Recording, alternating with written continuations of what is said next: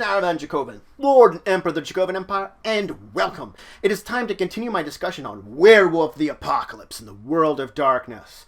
We last left off, we were diving deeper into your statistics and the information you're going to have. We've talked about rituals, rites, so many different things, gifts.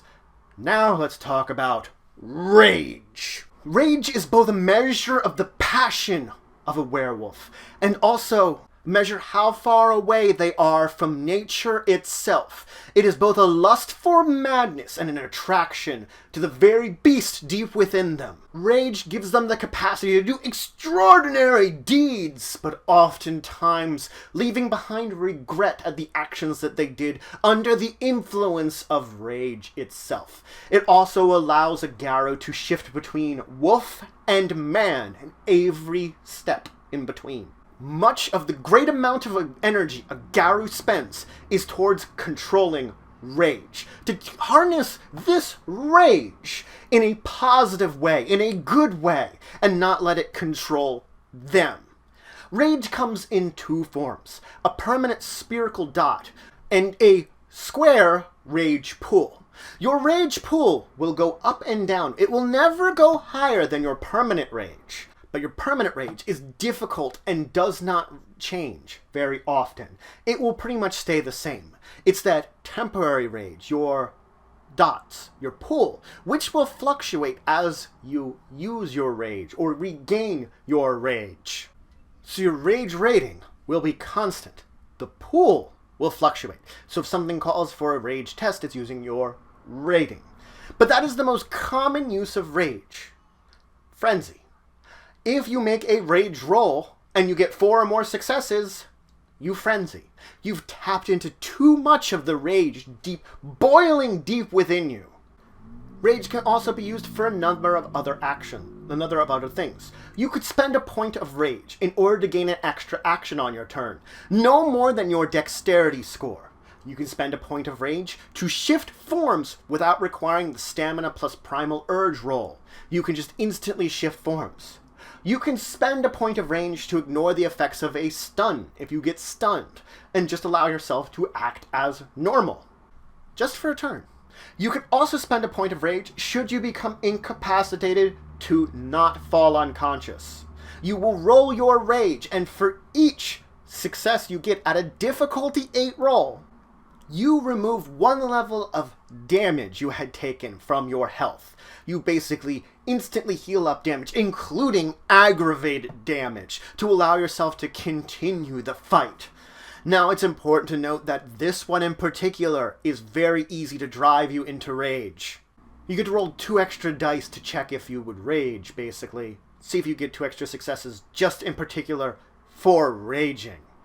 It's also important to note that the more you spend rage points, in comparison, it drops your own basically ability to use your willpower. For every point of rage you spend in a turn, you get -1 to any social interactions. If you have neither any pool of willpower or rage, you cannot transform anymore. The only thing you can transform into is your breed form. Beyond that, you are stuck in the form that you are in, should you lose both of these. As soon as you regain a point of willpower, you are able to regain a point of rage. But until you have that willpower, you can't gain rage back. Now, the easiest way to regain rage is the first time you view the moon at night. If you view a waning moon, you gain 2 points of rage. If you view a waxing moon or half moon, 3. A full moon, 4. To your rage pool. It is important to note, if you view the moon and it matches your auspice, you regain your rage fully. Now, there are other situations in which you can regain your rage, but it will be based upon your storyteller. If you should happen to botch, the frustration of the botch and the failure associated with it could bring rage forth. Also, if you reach a situation where you would be humiliated, especially to other Garou, again, it will bring forth that anger, that rage deep inside, and give you a dot. Effectively, it will be up to your storyteller to determine when these circumstances apply that could cause you to gain, or regain, I should say, rage in association with any of these things, when it would occur and when it be proper. Also, at the beginning of every story, you will roll a die and regain as much rage to your pool equivalent to the die, of course up to your maximum rage. This is a way to ensure that you have enough rage for whatever story that you're going to be having, that it will always be there with you. But that's it for today. I, of course, talked about rage today. A very important statistic to your werewolf. The fact is, it prevents your werewolf from both dropping in combat and to get extra actions in combat. It fuels your ability to tear and destroy your enemies. The more rage you have, the more you can channel this anger into destroying anything that could stand in your way. But you must fear the frenzy, to lose control to this beast, this instinct gnawing at your soul. It is the same thing that allows you to change from wolf to man, from man to wolf. Rage is a powerful stat that is as useful to your character as it is a threat to your character.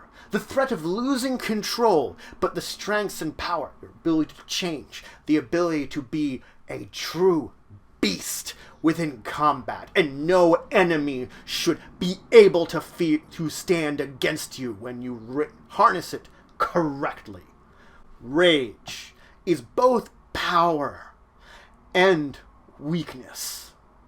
Rage is an important part of you as a Garu that you must understand and use properly.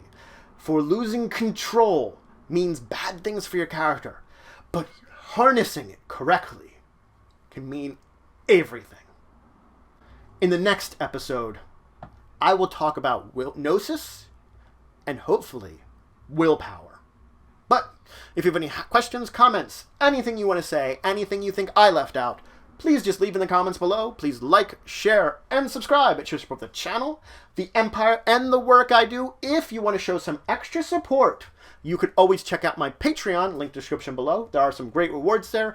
It helps to grow and improve the channel and the Empire. But regardless, until the next time, I bid you farewell.